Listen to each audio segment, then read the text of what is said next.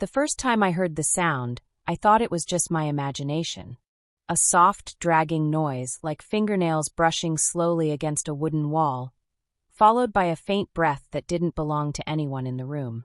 It happened late at night, around the time when the entire house usually fell silent. I was alone, sitting in my room with the lights on, scrolling aimlessly on my phone, when the sound came from the other side of the wall. It wasn't loud enough to be alarming, but it was deliberate, controlled, and that's what made it unsettling. I lived in an old rented house at the edge of the city, the kind of place landlords renovate just enough to make it livable, but never enough to erase its age. The walls were thin, the doors creaked, and the floors complained under every step. Still, it was cheap, quiet, and close to work, so I never questioned it. Until that night. The sound came again the next day.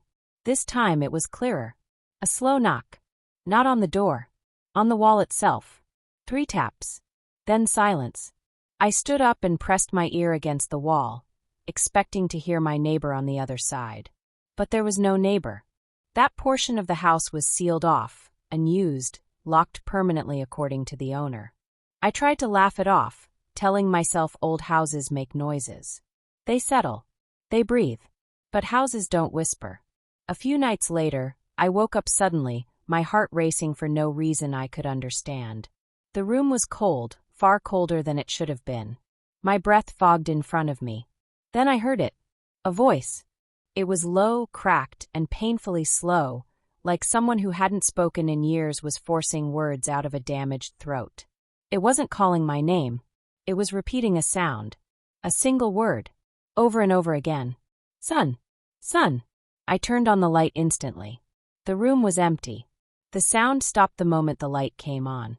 I didn't sleep for the rest of the night. The landlord dismissed my concerns.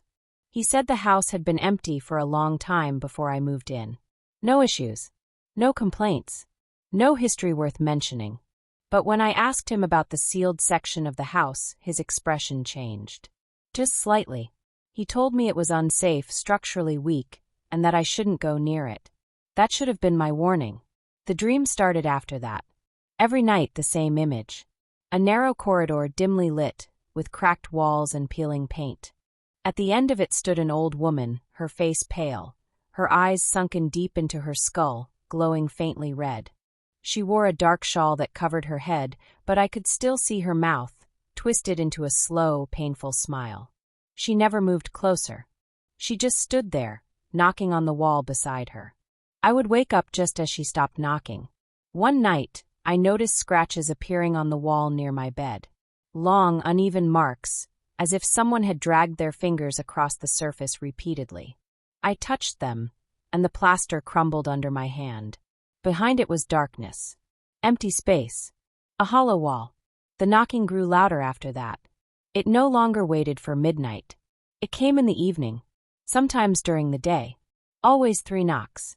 Always followed by breathing. And then I heard footsteps inside the sealed part of the house. Heavy. Slow. Dragging. I stood frozen as the footsteps moved parallel to me, separated only by a thin wall. When they stopped, I felt it. A presence. Right there. Inches away. Then the whisper came again, clearer than ever. Son, darwaza call. Open the door. I ran out of the house that night and stayed with a friend. When I returned the next morning, the front door was already open. Inside, the air smelled rotten, like something dead had been sealed away for years and suddenly exposed. The wall near my room had cracked open further, revealing a narrow passage I had never seen before. Against every instinct I had, I stepped inside. The corridor from my dreams was real. At the end of it stood the old woman. Her skin was stretched tight over her bones, her eyes glowing unnaturally red, her fingers long and thin, bent at unnatural angles. Her mouth opened slowly, wider than a human mouth should, and she knocked on the wall beside her one final time. The lights went out. They found the house empty a week later. No sign of struggle. No tenant. Just a wall covered in scratches, and fresh knocks appearing every night. If you ever hear knocking inside your walls, don't answer. Some doors were sealed for a reason.